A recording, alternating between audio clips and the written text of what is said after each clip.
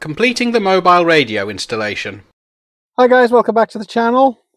So, as you know, I've already made a partial install of my Yaesu FTM-400. The control unit's just up there on top of the dashboard. The main unit is under the driver's seat.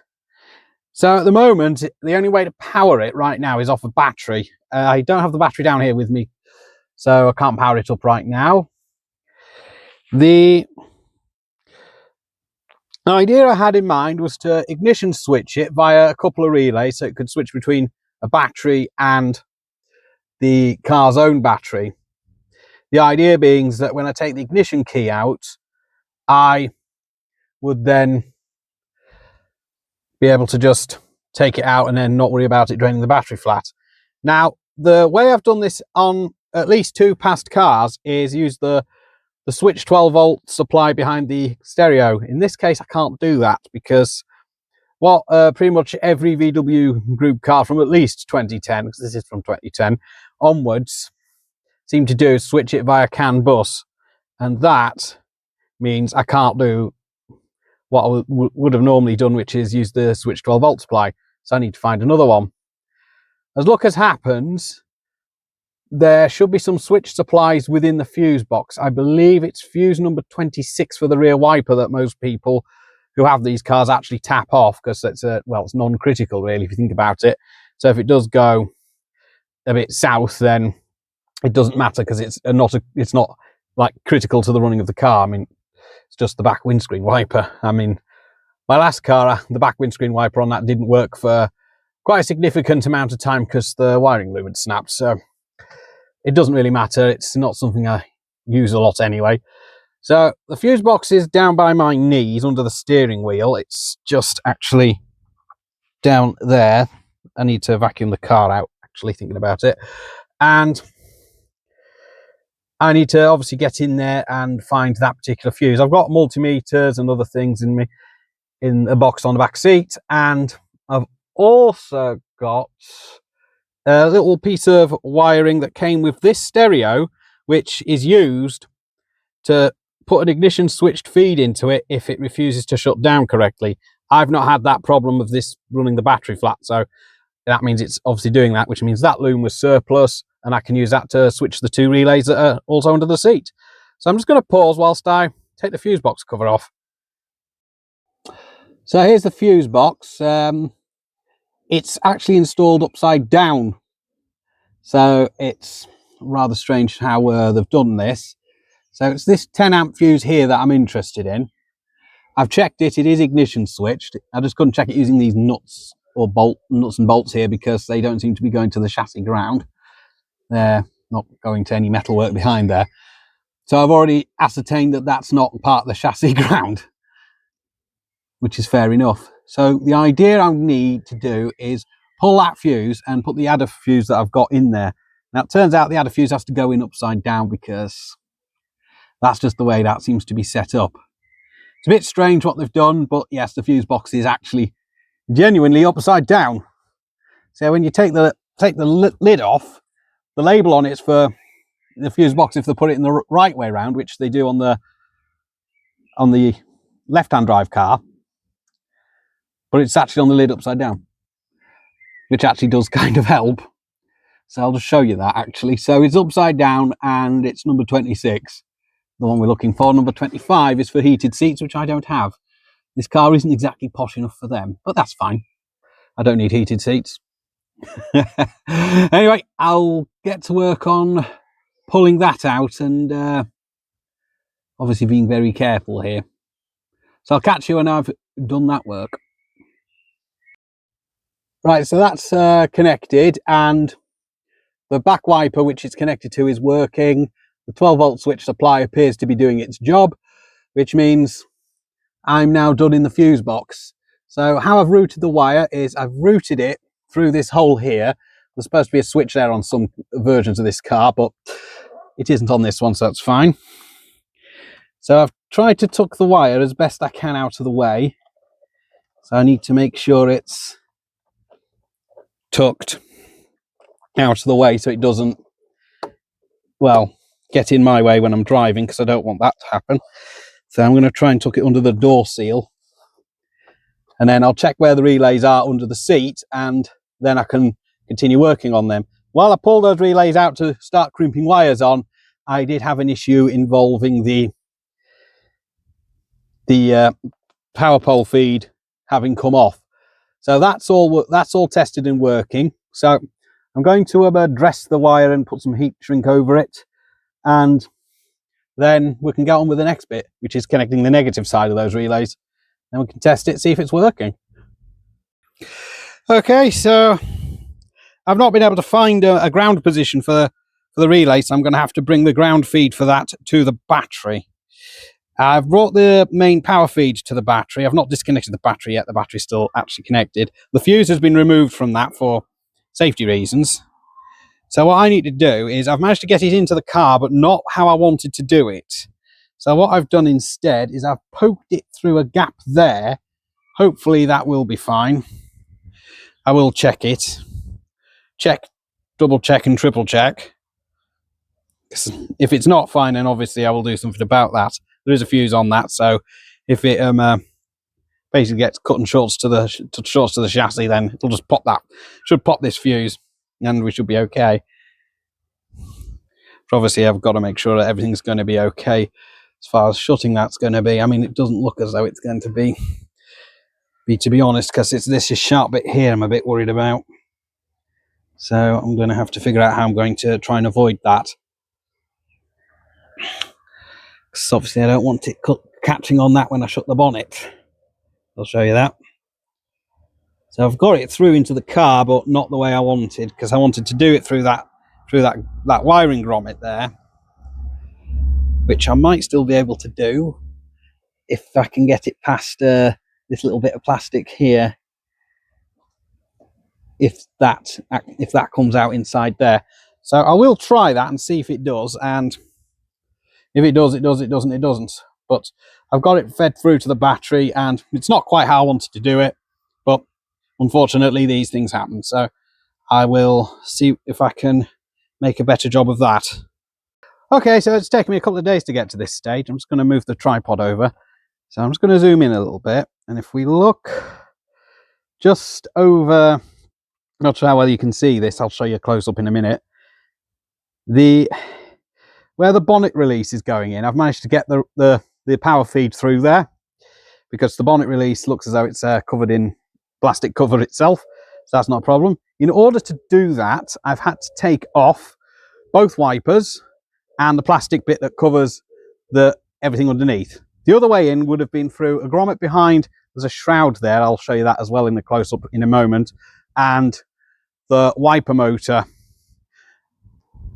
behind there. There's the main loom. So I've managed to avoid taking out things I don't want to take out. That was a hell of a job to do.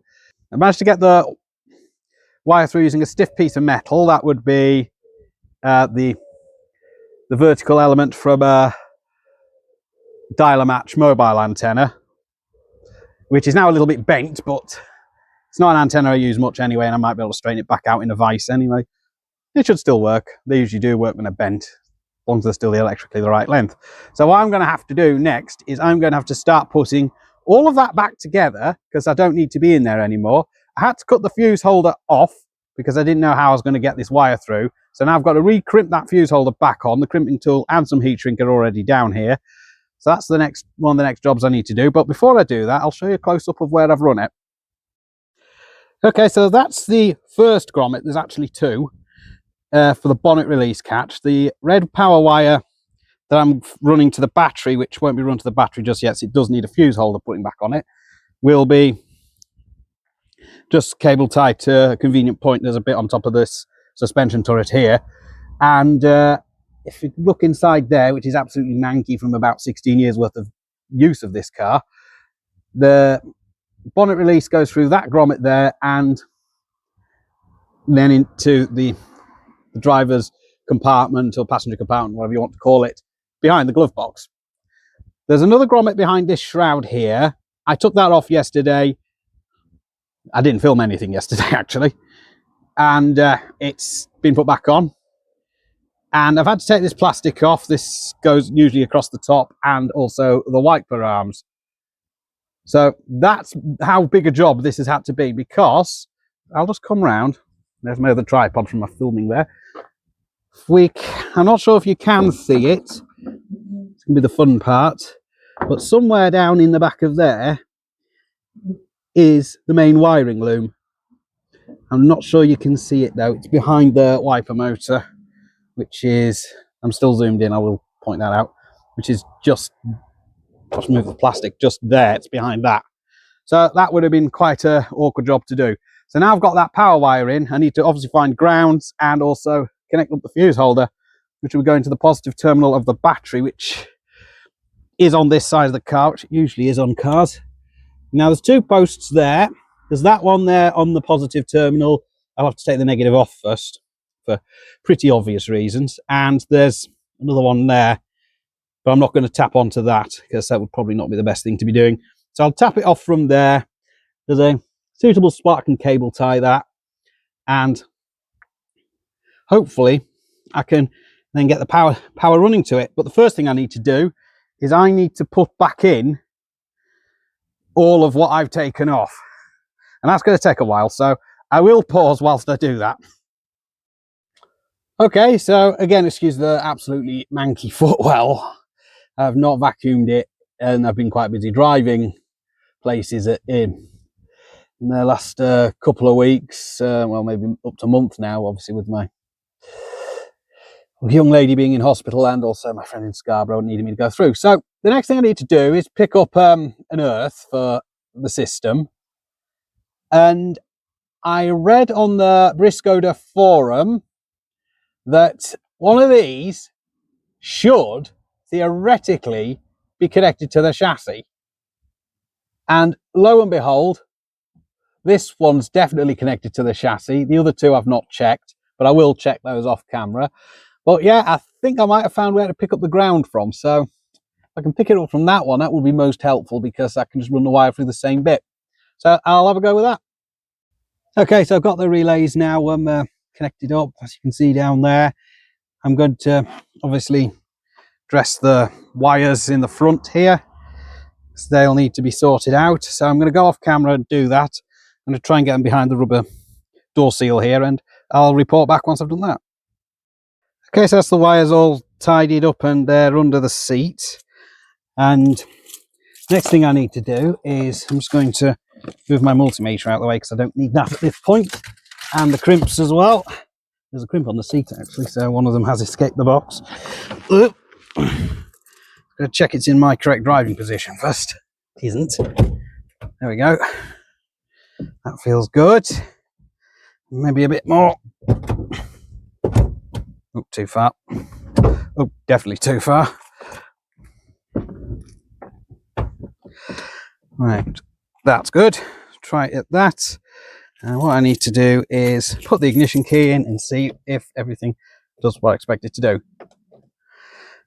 He says, turning the ignition key in, not doing anything because the steering lock's on. Let's try that. Seems okay.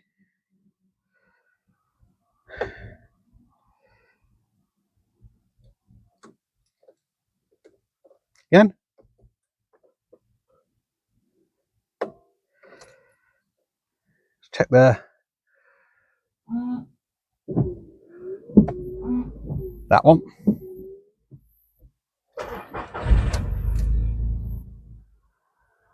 Okay, car starting, that's a good sign.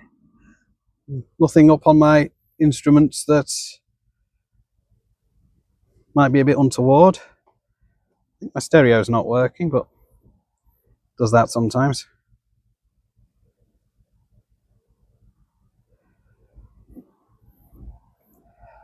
Other than that, everything seems okay.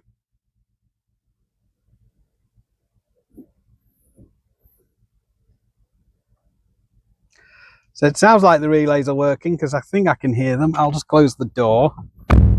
I'll just turn off the rear wiper now I've ascertained that's working. And now the idea is that when I turn the key, the relay should go off.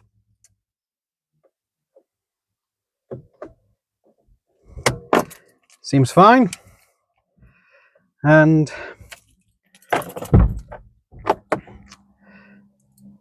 hopefully I can now move on to the final stage, which is connect everything up to the battery. And that's going to be the fun part. Okay, so I've now reached pretty much the final milestone of the entire installation. I've routed the wire just along here, it's all cable tied. The fuse isn't in yet, that's in my hand. So this will be the moment of truth. So I'm just going to see if I can set the camera down. If I can't, I'll pause and do it. Yeah, I will actually pause and do that. Okay, that's the fuse installed. That's a 15 amp fuse. I'm going to leave the bonnet up for this, because if I don't, it might not quite go according to plan, and I might have to be back in the bonnet. I'm just trying to see what I've done with the keys. They could be anywhere. And, well, just when I need them, they're not actually turning up. So I'm just wondering if I've dropped them in. There they are. They're on the passenger seat amongst all of the other things needed for the installation and the other tripod. The last thing I need to do really is then close the bonnet. But let's see.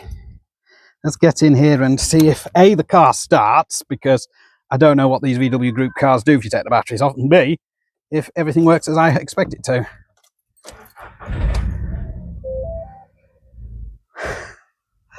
And there we go. Not sure how well you can see this. That is now running from the car's alternator and battery. Just move the Swale Water Sales air freshener, which I've never took off, out the way. Let's see if you can see that. There. That is now running from the car, exactly as I want it to do. So I bet there's nobody on when I tune about. Yeah, there comes the snow surprise. There's nobody on when I'm tuning about.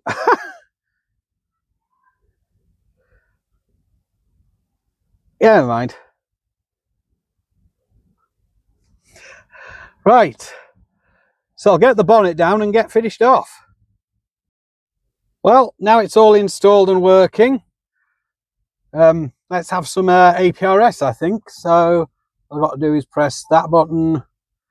Let's press beacon. Hopefully it'll get a GPS fix, because it's just had one, so it's and it's not cold. For some reason that's in DN mode. That I have no idea why. Let me just see if I can fix that. That's better. Have it in automatic, as it should be. So I'm going to give this a go and see if it does anything untoward while I'm driving along. And if it does, it does. That means just turn it off.